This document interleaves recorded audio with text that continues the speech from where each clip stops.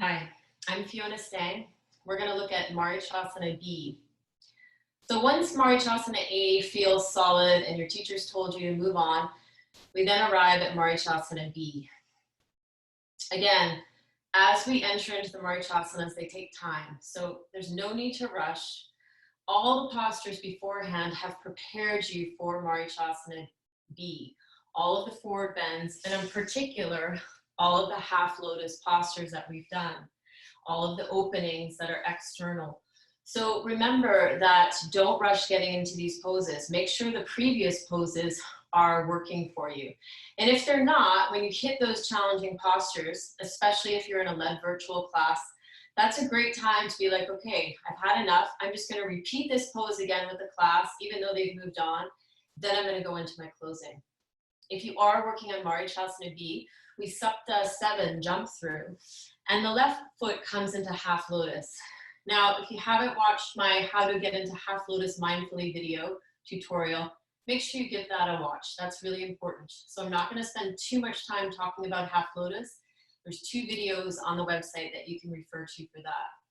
So from here, we're moving into left leg in half lotus.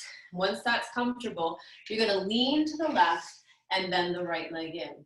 Now, for some of you, the foot might be out here, and this might be it. This might be the stopping point. You feel like you're going to capsize over, and if that's the case, you're just going to sit here and breathe. If your quads are really strong, you may also feel it's a lot of pressure onto the quad muscle. So move slowly with it. Take your time. There's no rush. Also be mindful, as we talked in half lotus, that your ankle isn't sickling. You don't want to have tons of wrinkles here. As you work in, make sure you check out the half lotus video, but notice how the ankle stays the same. It doesn't sickle out to the side. That's important. So I used a pointed foot as I got in, then I engage, keep it strong. So from here, we've leaned left, bent in the right leg. This might be a stopping point. If you're still comfortable, this also might be a stopping point. Hanging here, thinking outer arm to inner knee. There's a strong connection that comes up through the big toe into the inner leg and connects these 2 points. From there, this might be another stopping point. If you're still comfortable, you might be able to take your hand to your shin to help you with the bind. Now, if you haven't watched the Marichyasana A video, you could also watch that. Check that as you bring the arm around, that you're keeping the shoulder in place, especially if you're very flexible. Don't let the joints get too wonky here. From here, flick the wrist up, and on the other side, lift the elbow, flick the wrist up, and bring it behind. The flicking of the wrist is important in that it's going to allow you to create the bind. If I just take my hand down here, and then bring my other hand around, it's hard to meet them. Instead, I flick the wrist up, do the same on the other side, and suddenly the bind will come easier. And if it doesn't, don't worry. It just takes practice, and again, the breath and lots of time. So don't rush it. Again, we've taken the leg into a mindful half lotus. We've leaned left, bent and right. From here, I come forward. If you can, it's nice to bring the hand to the shin. If not, you could still work from the side, and this might be it, and that's okay. If you're still comfortable, flip the wrist up, flick the wrist up. If you can't quite reach, grab your towel, then flick the wrist up. From there, inhale. That's eventually all done on the 7th vinyasa after we jump through on an inhale. And Ashto exhale, the head comes to the floor. Nose tip gaze, and we hold for 1, 2, 3, 4, 5 breaths. I pretended there. On the exhale, look in, find Bandha. Nawa, inhale, head up. Exhale, release. Now eventually notice that your chin is between your foot and your knee in the perfect world. The sit bone, the heel is fairly close to the sit bone in this posture. Whereas in C, we might have been a little bit further forward. So we did our 5 holds, 1, 2, 3, 4, 5. Look in for Bandha. Nawa, inhale, head up. Exhale and release. From there, Desha, inhale, lift up. And Ekadasha, the push-up, Chatwari. Dwadasha, inhale. Trayodasha, exhale.